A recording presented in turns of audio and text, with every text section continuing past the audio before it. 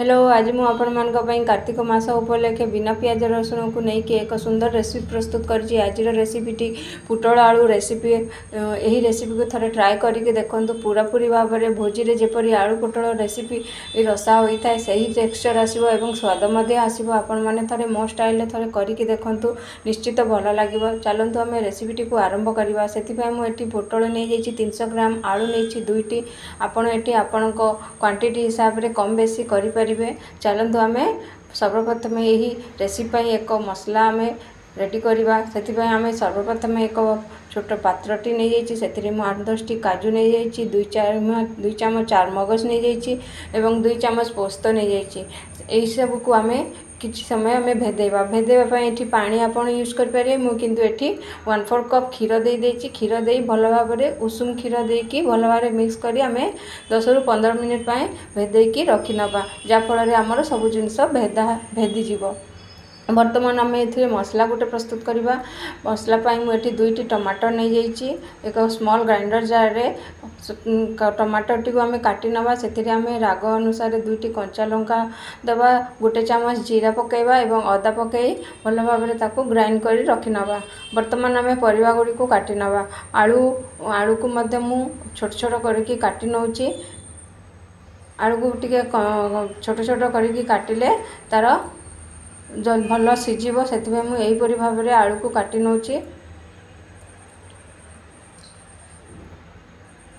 बर्तमान आमर आलू कटा भी हो गलानी। देखो यही स्टाइल रे मुझे आलू गुड़ी को काटी ताको पानी रे रखी नौची, जहाँफल आलूटी कड़ा हेब ना। बर्तमान आम पोटलटी को भी काटी नवा। पोटलटी को भी भल भाव में छांची नहीं ताको आम काटी नवा।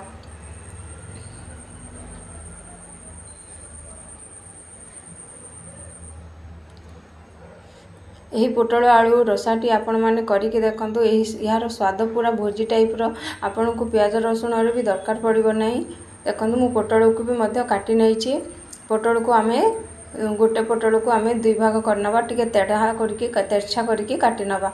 यहीपरी भाव में आम काटिबा, जहाँफल आमर भोजीर रेसिपी भलिका देखा जीवो। वर्तमान आउ एक मसला प्रस्तुत करवा। आ गोटे स्मॉल पात्रटे नहीं जाइए। से मु दही नहीं जाइए 1/2 कप। से स्वाद अनुसार हलदी, धनिया गुंड 2 चामच, काश्मीरी लंका गुंड 1 चामच एवं लंका गुंड राग लंका गुंड 1/2 चामच। आपण राग आपण हिसाब रे ऐड करिवे। एथिरे किछि स्वाद आसिया कस्तूरी मेथी मु 1 बड़ चामच हाथ रे दड़ी से पकाई भल भाव में मिक्स कर नहीं आम साइड रे रखी नवा। वर्तमान आमर ये दही मसला भी प्रस्तुत हो गला। देखो मसलाटी रेडी हो जाइए। बर्तमान आम साइड ताकू रखी नवा। वर्तमान आम गैस ऑन करवा। गैस ऑन करी आम कड़ाईटी बसई नवा। आमर कड़ाई गरम है से आम 5 ରୁ 6 चामच सरिष तेल ऐड करवा। तेल टिके ये अधिक लगे, आपड़ देखिए ऐड करेंगे। तेलटी भल भाव में गरम है आम आलू को पकई भल भाव में लाल होगा तक भाजी नवा, जहाँफल आमर रेसिपीटी बहुत सुंदर देखा। आलूटी देखो लाल हो आसला। आलू एवं लाल हो आसिले आम एक पात्र को काढ़ी नवा। यहीपरी भाव में लाल कले आमर तरकारी रेसिपीटी बहुत भल लगे, देखा भी मत भल जीवो। वर्तमान आम आलूटी को भी काढ़ी नेले।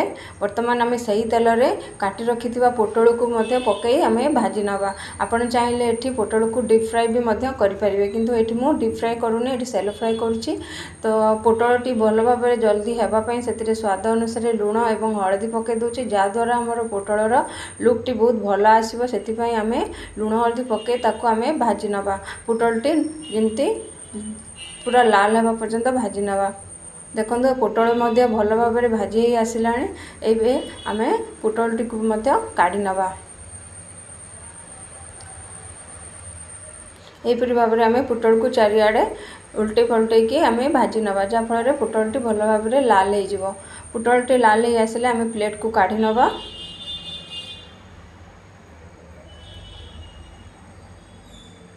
देखो वर्तमान आम पोटल को काढ़ी नेले।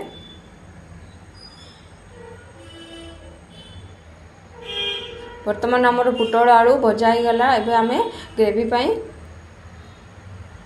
प्रस्तुति करवा। वर्तमान आम सही कड़े जो तेल बंची से तेल रे आम किछि तेजपत्र एवं 1 चामच जीरा पकई नवा। आपन चाहिए यही समय गरम मसला ऐड करें। मुझे गरम मसला किछि ऐड करूना।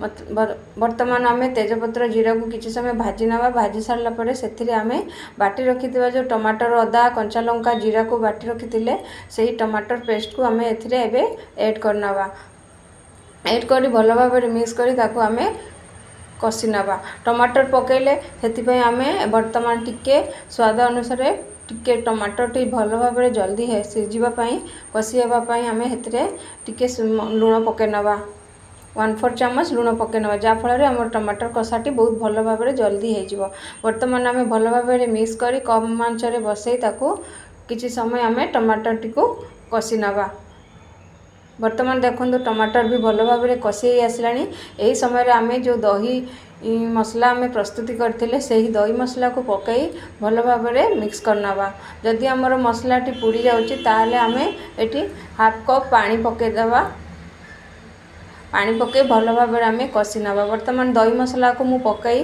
भल भाव मिसाई पूरा नॉन स्टॉप चले नौची कहीं आम दही पकईले नहले दहीटी छिड़ीज से आम जो दही मिसा मसला रे पानी टिके पकई भल भाव मिक्स कर से ऐड कर नौची यहीपरि भाव आम मसलाटी को भल भाव कषि नवा जमती तेलटी तार ऊपर रिलीज हो आसो कम आंचरे आम मसलाटी को कषि नवा बर्तमान देखो आमर मसलाटी भी हो आसला एवं तेल भी रिलीज हो आसला बर्तमान आम कौन करवा आम भाजी रखि पोटल आलू को पकई भल भाव कषि नवा पोटल आलू को भल भाव कषि नहीं भल भाव मिक्स कर नवा 2 ରୁ 3 मिनिट पर्यंत आम कषि नवा जहाँफल आमर मसला गुड़िक पोटल आलू सांगे मिसीज एवं भीतर को ऐड हो 2 ରୁ 3 मिनिट पर कषिला आम भल भाव आउ थे मिक्स कर नवा एवं चलाई नवा जहाँफल आमर मसलाटी भल भाव कषि हो परिवाटी भी परिवार मसला गुड़िक भल भाव ऐड हो बर्तमान आमर कषा भी हो आसला यही समय आम कौन करवा देखु यही समय आम जो चारमगज काजू बटा रखी बाटिकी रखी से बटा को आम बर्तमान ऐड कर नवा बर्तमान ऐड कर नहीं आम बेसी समय आपको कषिबा नहीं कहीं चारमगज काजू पड़ी तो बेसी समय कषिबा नहीं खाली मिसई नवा मिसई सारापर जो ग्राइंडर जार आम चारमगज को बाटी से किसी पानी दे दे भल भाव मिक्स कर से ऐड कर नवा एवं भल भाव कषि नवा कषि नहीं से आम उषुम पानी 1 कप ऐड कर नवा आपड़ चाहिए जदि ग्रेवी रखा चाहते तो अधिक ग्रेवी करें आपड़ अधिक टिके पानी दे पारे मुझे पानी बेसी दौना से 1 कप वाला गरम पानी दूची ये ठंडा पानी ऐड करेंगे ना 1 कप पानी दे भल भाव मिक्स करने भल भाव मिक्स कर सारापर से आम हाफ चामच गरम मसला ऐड करवा शेष को गरम मसलाटी ऐड कले आम रेसिपीटी फ्लेवर बहुत भल आसो भल भाव मिक्स कर नहीं से आम किछि चीनी देवा स्वाद अनुसार जहाँफल आमर रेसिपीर स्ट्रक्चर बहुत भल आसो बैलेंस हम कारण आम दही आ टमाटर पकईले से टिके हाफ चामच चीनी पकेवा बर्तमान आम 2 ରୁ 3 मिनिट कषिला से कटा धनिया पत्र पकई भल भाव मिक्स करदवा बर्तमान आमर प्रस्तुत हो गला पोटल आलू रसा बर्तमान आम प्लेट को सर्व करनेवा